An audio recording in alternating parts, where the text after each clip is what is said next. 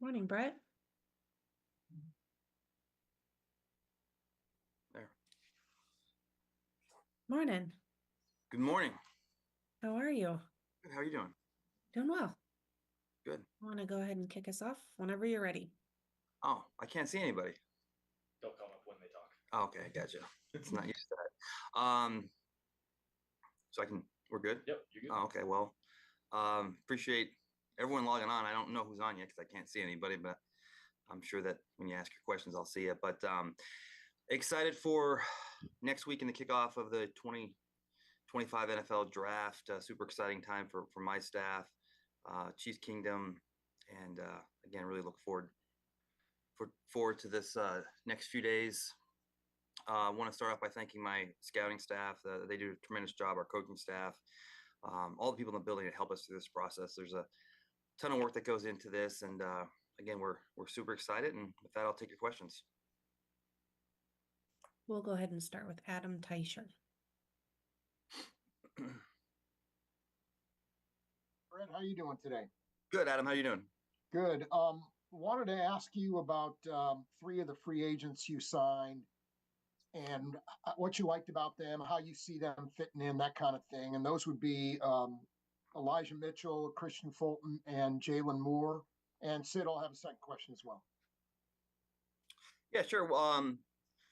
Adam, every free agency process, I think the goal and the objective is always the same, yet how you go about it is always different. And the goal and the objective is always to position yourself and your team so that when you get to the draft, you can unlock the full potential of your board and not have to be stressed out and take the best player available. And now how you go about that is different every year, right? I mean, depending on your cash and cap and what players are available and how many players you're losing and what have you. So it's a unique challenge every year. And I think, though, over the years, one thing that we've shown is we're going to put a high priority on offensive line, defense line. And you start off with Jalen Moore.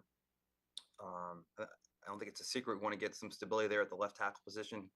He's a guy that I think the only downside was just the lack of starts during his career. Now, when you consider the fact that he played behind a first ballot Hall of Fame player in Trent Williams, you can see why. But he's athletic. He's a smart kid. And, we did a lot of work on him during the pre-draft process years ago. Always had taken a liking to the kid. Thought he had a game that translates, and credit to him that when he had a chance to go out there and log 6-7 starts last year, he did a really good job. Now the next step is maintaining that level of play throughout the course and the duration of a season. But again, we're super excited to add him and hopefully provide some stability to that left side of the line. I've said over the last few months, I think that we've done a really good job. Obviously, our interior has been strong the last few years. We did lose Joe, and that late season move with Kingsley late in the season, his start in Denver was promising, and so we think we have some flexibility there with those guys. But again, I think the ongoing effort and pursuit to just get more consistent play on that left side was important to us, and I don't think that process will stop. We'll continue in the draft to address the offensive line. And then on the defensive side, losing LJ last year and Jalen Watson was having a really good year. He got hurt. Nazi got hurt last year. We had some guys get banged up. The way Steve does things on that back end requires a lot of depth there. You can never have enough good corners. Christian was a guy that we liked coming out as well. And in fact, I think it was a COVID year. He was right there, and I think he went a few picks before we ended up, I think, selecting Willie Gay. But a guy we did a lot of work on and liked him. And then Elijah Mitchell, maybe listen, we're going to the well again. We had a good experience a few years back when we had done a lot of work on Jerick McKinnon, and he was a guy that had a great career in Minnesota, went to the Niners and just couldn't get healthy, couldn't get right, was always banged up. And we're like, this kid's still young. And although he's battled a lot of injuries, we've always liked the tape. We've always liked the person, great kid. Similar skill set in a sense. He's explosive. He has great hands. And I'm sure you even heard Kyle Shanahan talk about when he's healthy, how good he is. And I think it's no secret with him that he's got to stay healthy. And so again, I think probably the success we had with McKinnon gave us some confidence to try it again. You know, he'll have to get through training camp and get through a season healthy. But our trainers like what they saw in regards to his rehab from his injury last season. And so hopefully we can get him on the field, keep him on the field, because I think when he's healthy, he provides an explosive dynamic in both the run and pass game. Okay. And you kind of touched on this a minute ago, but I wanted to ask you also, your goal kind of going into every draft is to not have obvious needs like you mentioned earlier. Where do you feel the roster is right now? Understanding you have 8 draft picks coming up plus whatever's left in free agency. Yeah, I think there's always, of course, room for improvement. I think that just from a 1,000-foot view, I mean, it's probably safe to say, and you guys know, I always give you probably too much information on these Zooms, but I mean, O-line, D-line, and corner. I mean, I think the draft has some numbers. I mean, the O-line numbers are probably down a tick, but I think everyone has talked about the depth in the draft at the defensive line position, in particular defensive end. And then I think corner does have some sneaky depth there in the middle of the draft class. Maybe not as many high-end guys, but I think in years past, but I think there is some value there, and the level of drop-off, I think, holds from 2 to 3 to even into the early parts of 4. So, you know, I think that would be a logical landing spot for us early on in the draft, but I think we're always in the mindset too to, you know, add players that we have graded as impact players, and certainly wouldn't shy away from continuing to add to our receiver room as well. So I do think that, again, you can't accomplish everything exactly you want to in free agency just because you don't have an endless amount of resources. But I do think we put ourselves in a position so that, you know, if we're sitting there at 31, you know, we certainly have a need for O-line, D-line, corner, receiver. So all options are open, and I guess we'll see how it kind of shakes out. Okay, great. And hey, you never give too much information on these things, so No, I don't know, worry right? about that. Yeah. Okay, we'll go next to Pete Sweeney. Go ahead, Pete. Sid, I'll have a quick second question if I could. Brett, I was just wondering about Trey Smith, where that stands, your comfort level, if he needs to play on the tag, and optimism level for potentially getting something done by that deadline. Yeah, hopefully we get that done. I mean, there's no lack of interest or will or desire on our end, and we did have Pete a ton of talk with Tori and Jimmy, his agents at the combine. Those conversations continued on to the owners' meetings, and so now also CAA has a ton of draft prospects, and they have a ton going on. So you know, we've exchanged multiple phone calls, multiple emails, and you know, my guess is once the draft's over and our focus is back on taking care of the players that are here and trying to get those guys locked up, and CAA on their end, I mean, they have, again, they're one of the leading agencies in regards to the players they produce every year. So I'm sure once things settles down on both ends, we'll be in a position to continue this dialogue and hopefully make some progress there. But there's no secret there we'd like to get Trey locked up. And then just a quick one on the draft. You're always forward about potential round 1 grades that you guys have. So I was wondering about that. And then also something that you always mention each year is the hot zone. So just number of round 1 grades, if you're willing to share that, and then where you kind of foresee the value in this one. Yeah, Pete, I think it's probably a tick down. I think typically in years past, that number's been anywhere from 15 to 18, even 19. I think the last I checked, it was right around 12 or 13. So it is lower, although I will say this, in that secondary wave of guys that, you know, are in the late round, high 2 consideration, that number's probably a little higher. So hopefully that provides a little bit more flexibility on both ends. So I think that top end number is just a tick down from years past. And I think we've have a pretty consistent game plan year in and year out. And if one of those guys, however unlikely it is, that we have in that 12 or 13 or 14 number range, if they were to fall into a reasonable landing spot, I'm sure we would make some calls. And typically it's unlikely to happen, but we all know a few years ago it did happen with Trent McDuffie, and we were able to do that. So that will be kind of our mindset again, and we'll see if it works out. I don't think it'd make too much sense for us to we need all these picks and we need to add depth on multiple fronts and secondaries and receivers. So trading multiple picks to just get one piece doesn't really make sense. But I think if a guy we really like does fall into the 20s and it's reasonable, I think we'll be aggressive. Otherwise, I think we'll be happy with adding players at each round and multiple players in 3. Thanks. We'll go next to Sam McDowell. Hey, Brett. Sam. Sid, I'll have a couple things as well. Wanted to ask you about left tackle. You talked about Jalen Moore, but is that still a position that you would foresee addressing in this draft? Yeah, I think O-line and D-line is always going to be at the forefront of where we are in regards to roster composition. And again, we're really excited about Jalen Moore and what he can bring to the table. Again, small sample size, but it's been really good, and we're excited to work with him. But it's a long season, and Jalen's under a 2-year contract, so and Juwan's getting toward the tail end of his contract too. So you always have to have one eye on the future and one eye on the present and one eye on the future. So I think that obviously any chance you have to draft a guy that you can project to be a starting left tackle, you do that, and they're really hard to come by. I mean, it's not one of those things that look, you can hit on any position throughout the course of the draft, but consistently those slam dunk franchise tackles they're typically top 15, top 20 picks. So if one does slide, or if you're able to get one, even in later rounds, that you think has a higher upside than some of those prospects in past years, you don't ever shy away from that position.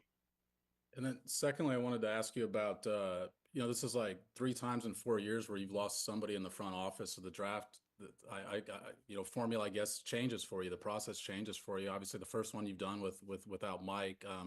What's the process like year to year whenever you do have guys that are pretty influential in the room that you go without?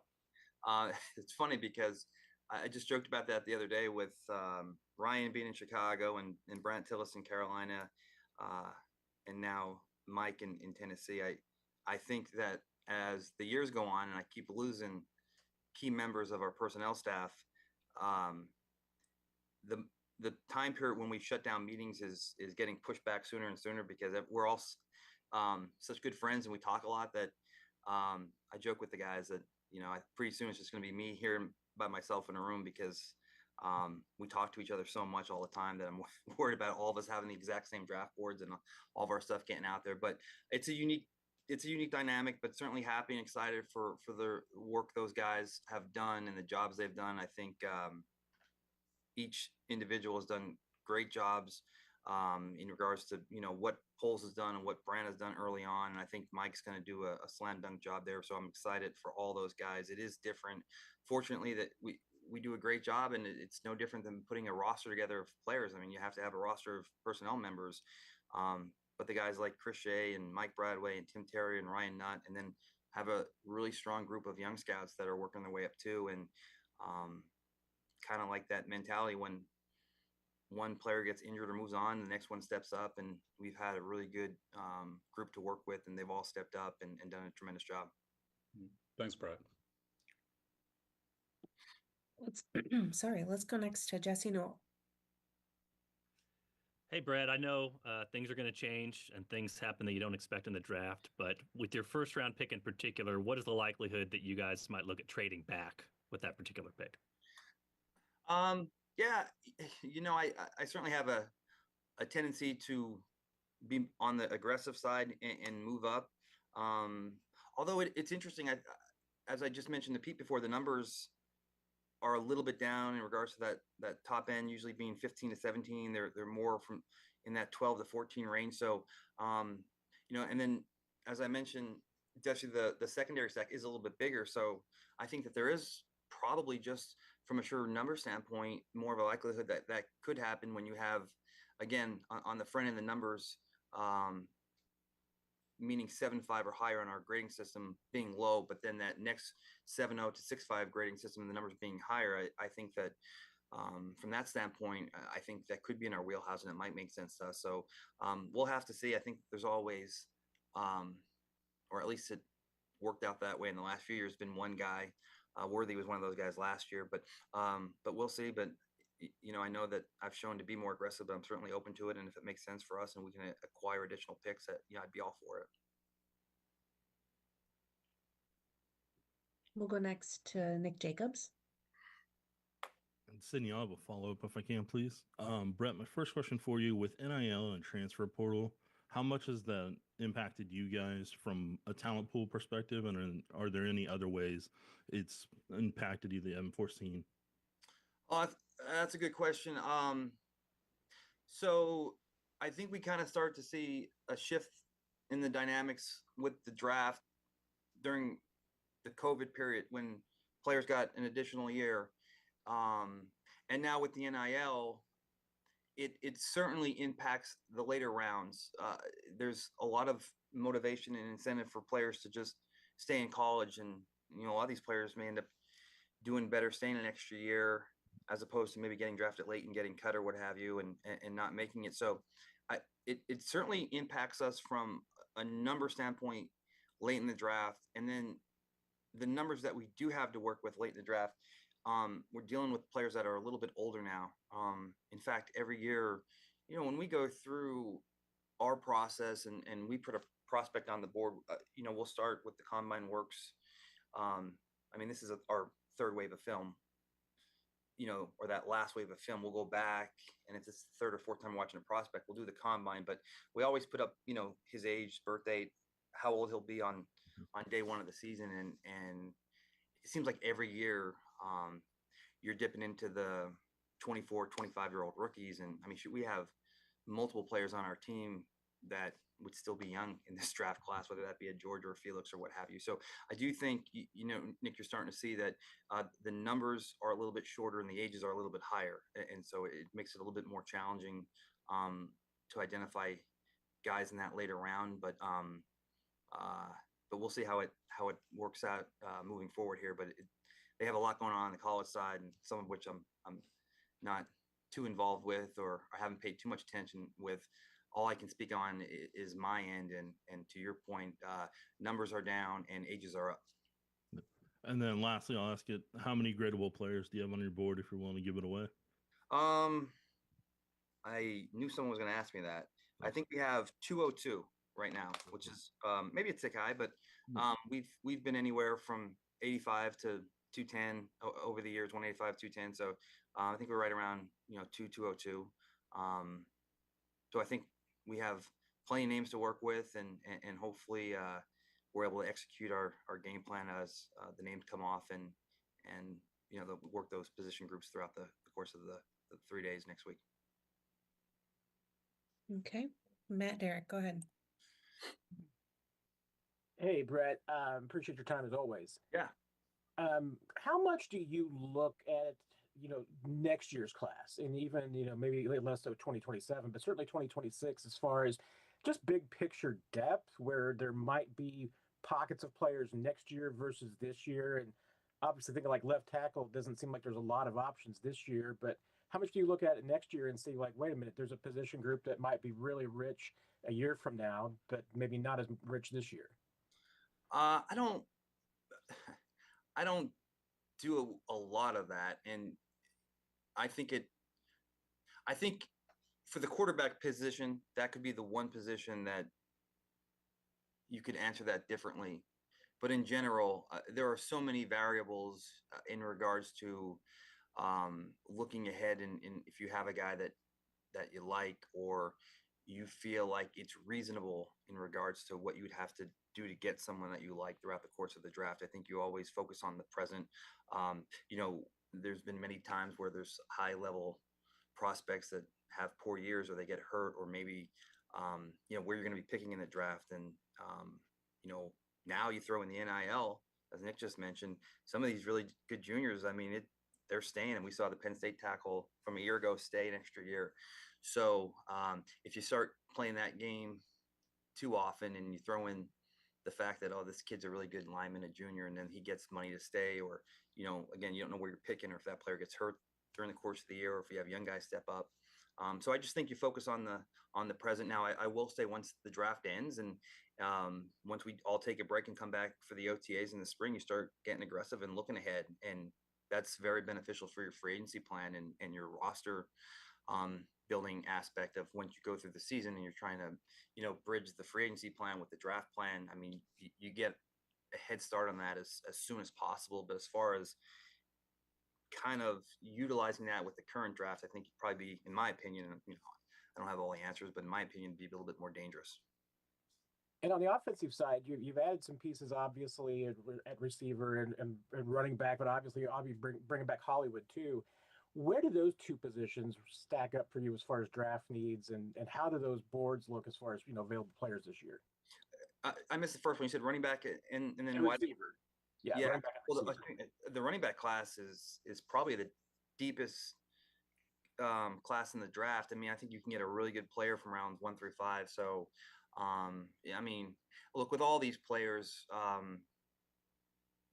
you're a few bad weeks away from having no depth at all. I mean, I know I've always said the story a few years back of that defensive end position where we had a 2 or 3 week span where we lost multiple guys. And, last year, Pacheco got hurt early on. And I mean, we always want to surround Pat with playmakers. And, the more talented wideouts you can throw on the field at one time is something important to us. And depth at running back. And look, this kickoff role too. I mean, ideally, it would be advantageous for us to identify a receiver and or running back that has explosive playmaking ability on both ends. Remigio did a great job, but again, we're always pushing the envelope to get 1% better. And if we can add another dynamic element to both return phases, that would be something that would make sense. So it's not just wanting to continue to add explosive playmaking at the running back or the receiver position. It's also the return game. And so I do feel good though about that running back stack. Again, I think it's probably a consensus throughout the draft community and the work that you guys have all done, that there's a ton of running backs. And, I think that there'll be a good chance that one of these picks ends up being one of those players, just because there's so many of them and they're all really good. And the discrepancies between the running back you have in 4th or 5th is really close, or 4th and 3rd is really close. So I think there's a good likelihood that, one of those players ends up on our roster, and hopefully they're a dynamic returner as well. Thanks, Brett. Let's go next to Sarin, and then we've got 3 more hands up to wrap us up. Thanks, and I'll have a follow-up too, if I could. First of all, I know Jesse asked you about trading down, Brett, in the first round, but overall, you've said that you've made your calls, or will, before the draft rolls around, everybody, and you kind of know who's looking to move up and down going into it. But I'm just curious, during the course of the draft, how many times do you get the opportunity to trade down? How many times does the phone ring? Are you fielding 3, 4 each round? Is it once? Do you have to drum it up yourself? Like, how busy is it within the draft on getting those opportunities? I know it's not your preference, right? You've said you'd like to be aggressive, but how many times does the opportunity come around? I don't think it's as common as people think. When you complete a round and you kind of look at what's on the board or what's coming up, it's probably a little bit easier to say, well, we should have just traded down. But I think that's a good point. I think the question is, could you have traded down? There certainly have been situations that we've executed, and it's been very few. Obviously, we've certainly traded more up than down. I think there was 1 or 2 examples of where we did that. But I would say, we've been picking late every round. So maybe those teams that are in the top end of the round or the middle rounds, they get a little bit more action in regards to phone calls throughout the week. But I would say over the last few years, that first day, there may have been one draft where we received multiple calls about trading down and we didn't do it. But other than that 1 year in the last 4 or 5 years, I don't remember getting a ton of calls on day 1. A little bit more on day 2. You're going to get a lot more calls in day 3, just because the grade discrepancies are all over the board. But I do think in general, the numbers of calls that you get asking to trade down are lower, at least in my experience. We certainly, I think, do a pretty good job of fielding calls, and it's not like we're not answering calls or we're not making calls. A lot of that could have to do with, day 1 and 2, your picks are so late, and those teams may feel like the last chance to get the guy they want in 1 is to move up higher, or in round two with, that once you get to that 50, 60 man cutoff point. And so we've been picking so far behind that, that could be a reason too. And in those years that I think a common topic of trading up for the quarterback to get the 5th-year option, I don't think that's worked out. Those quarterbacks either didn't go or went higher. So, maybe this is a year that happens, and there's a team that wants to draft early and get a really good player, and then maybe come up and draft a quarterback and get that 5th year. I think that scenario, actually, we talked about that because every year someone says to me in the draft room, we'll just trade back for a team that wants a quarterback. And I'm like, that hasn't happened yet. We've been hearing that every year, and that hasn't happened yet. So maybe this will be the year. So without giving any of my secrets away, I think the only thing I would say definitively is that we're not going to draft a quarterback in one. So we'll certainly have the phones open, and we'll see how that goes. All right. And then you made the statement going into free agency that, hey, the draft is going to be our free agency. One, I think some people might have felt like maybe you're a little more active than you thought you'd be. I guess I'd just first say, did it go the way you thought as you were looking at it? Is the draft still a big part of your free agency? And does that maybe give you more incentive to need more picks, to need to trade down? Would it be more of a game plan this time? Obviously, it's got to be the right deal, right? I know you don't just set sail and say, I'm going to trade down no matter what. Yeah. Has it lived up the way you thought it would entering free agency? And would that be part of your game plan moving into the draft? Yeah, I think we knew early on in free agency with what we were facing, and look, as I mentioned to Pete, once this process ends, we'll be in discussions with Trey trying to get him done, and then I'm sure at some point here, George and Trent, we're going to have dialogue with them. But to your point, as the years go on, and if we hope to keep this winning tradition up and have sustained success, it only becomes more difficult. And knew early on that we would be limited, and that was obviously the reason why we had to make that trade with Chicago with Tooney. I mean, that was a player that we loved, and it was gut wrenching to have to do that, but you had to do it. And so you're only going to have a limited opportunity to do some things. So we tried to cover up some of the holes in regards to just some stability at left tackle. Corner depth is always a big need, and there are 2 prime positions that go high in the draft. So let's have a plan to get a couple of those positions that we feel good about now, and then go into the draft. But as you mentioned, Seren, I mean, the more picks you have, the more players and the more depth you can have at these positions. And so to your point, I think it does make sense. And because, you can easily say we need 2 interior defensive linemen, another defensive end, 2 corners, another running back, and 2 or 3 more offensive linemen. So, I mean, you need a ton. And I don't think I ever look at our roster and think like we're good. I feel like there's nothing else we can do. So the more players to have, the more depth you can add on the team. And again, you never know where you're going to need the depth. Every time we go into a season feeling good about a position, that position is the one position. Like receiver last year, like we are loaded at wideout.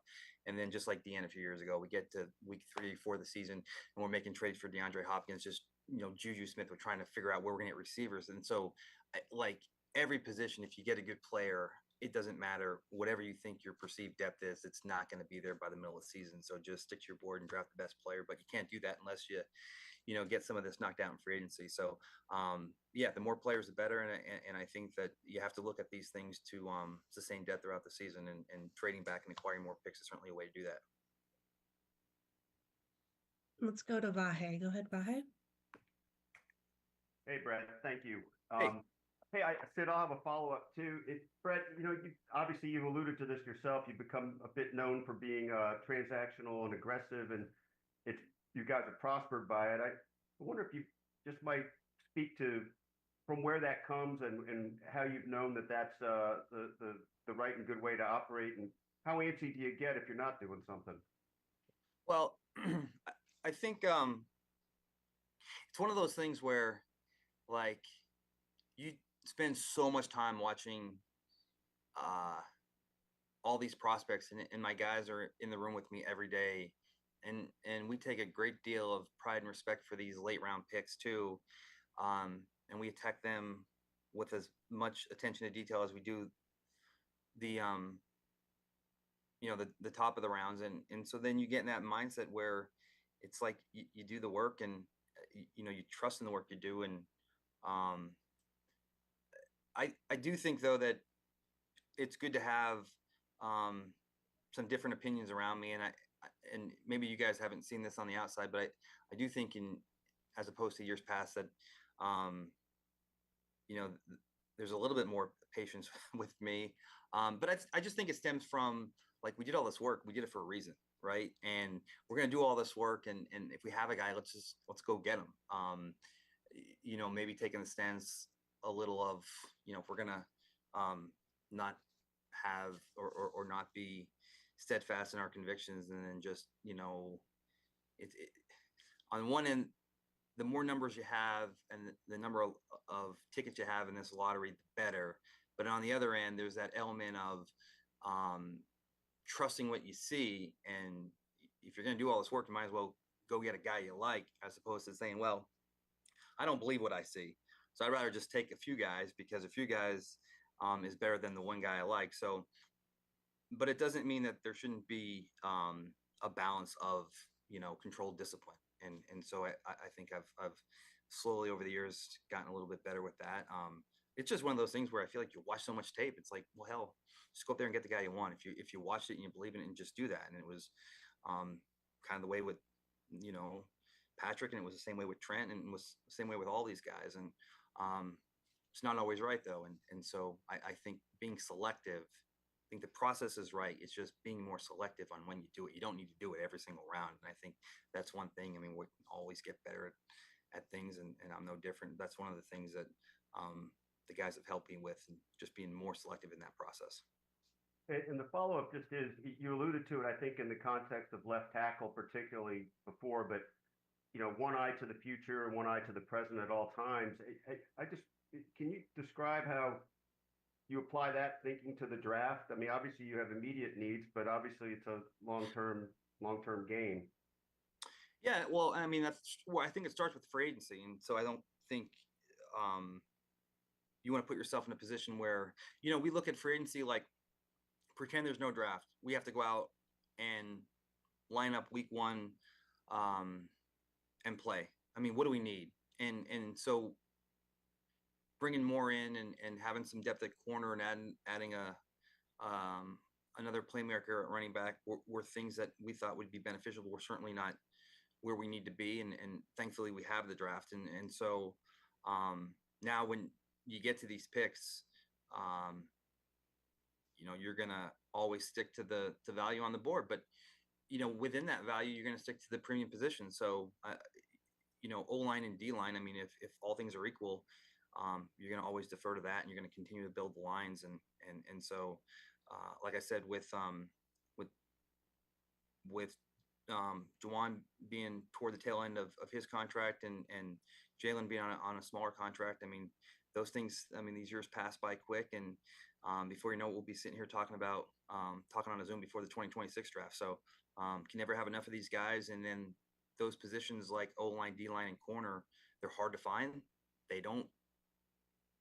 They're not available in free agency for the most part. I mean, you typically don't find left tackles in free agency, or starting corners and stuff. Certainly not pass rushing 3-tech. So you get a chance at any point in the draft where you like a guy, you take him, and can never have enough of those guys. Two left, Nate and Herbie. Go ahead, Nate. Hey, Brett, thanks again. Yeah. I have quick questions as well. The first one is, when you talk about the defensive line, particularly interior and edge, just what intrigues you most about that part of this year's draft class? And is it somewhat similar to your guys' feeling about running back? I think the defensive end is so the defensive line class in general is good. I think that's probably driven more so by the depth at D end. I think there's a lot of D ends, and I think that you know, running backs is certainly, I think, the deepest class in the draft. A close second would be D end. I think the interior defensive line numbers are I think better than most years, but I don't think they come anywhere close to the D-line depth and the corner depth. I think those two are just wow. I mean, you look at the board and those names go from top to bottom. Interior O-line is light. Corner, I think, is actually decent in the middle rounds. I think D line is okay, but I don't think it's any more or less than any one particular. I think that where you're getting the big numbers from top to bottom are D and running back, and then everywhere else it's a little bit scattered. Corners, I think, a little meatier in the middle, and then receivers every year you're going to have numbers. It's just the vision and the plan how you're going to utilize those guys within your offense. So you're always going to have numbers. I think certainly on, like, last year was an extraordinary class and there's so many receivers taken high. I don't think you're going to see that this year, but you'll see receivers taken in every round just because they're always plentiful in regards to numbers. So I think that when you talk about the D line, I think that that's really getting fueled by the defensive end depth.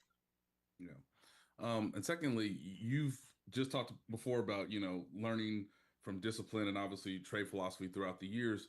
How much does that apply to the top 30 visits or the guys you want to bring in sort of after pro days, after the draft, to sort of learn more about them, whether that's medical, off the field, or obviously just the way they match up with your coaching staff, your scheme? Are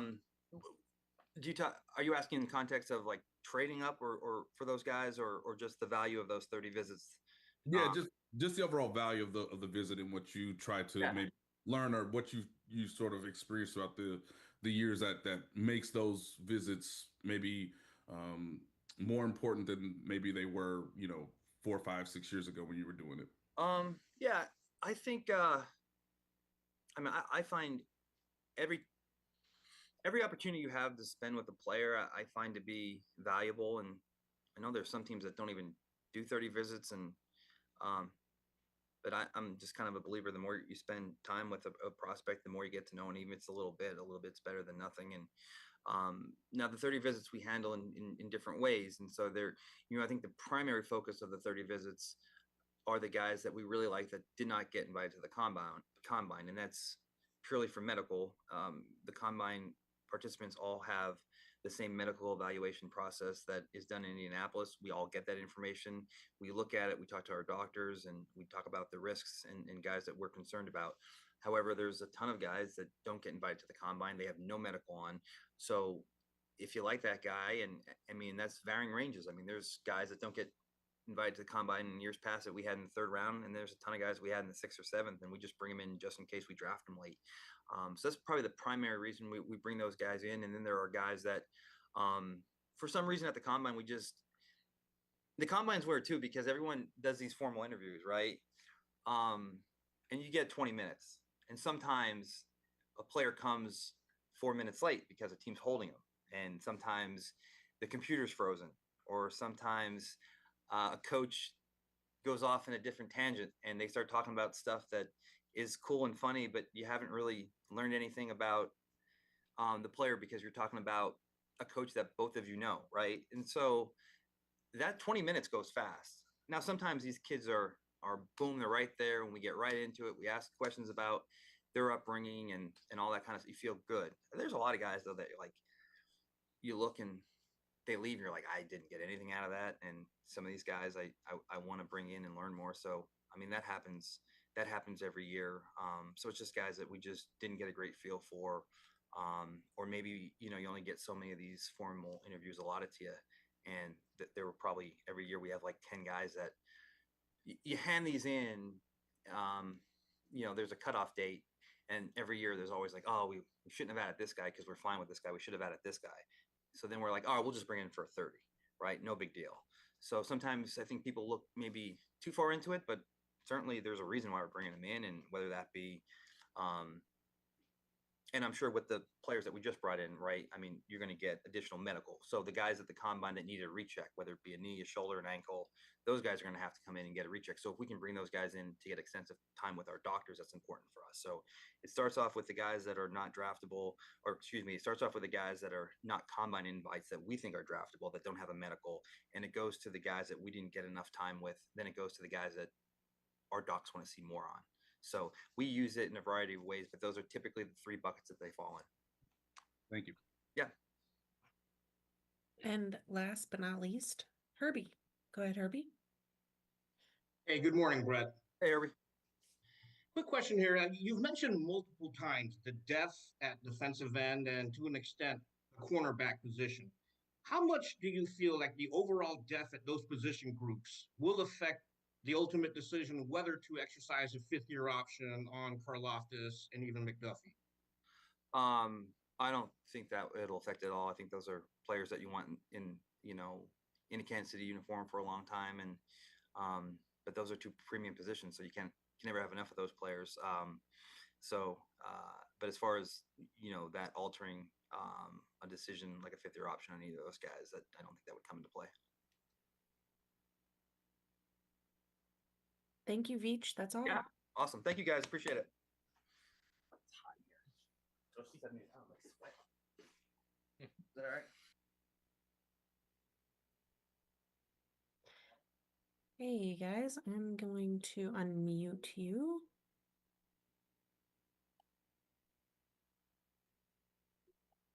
Okay.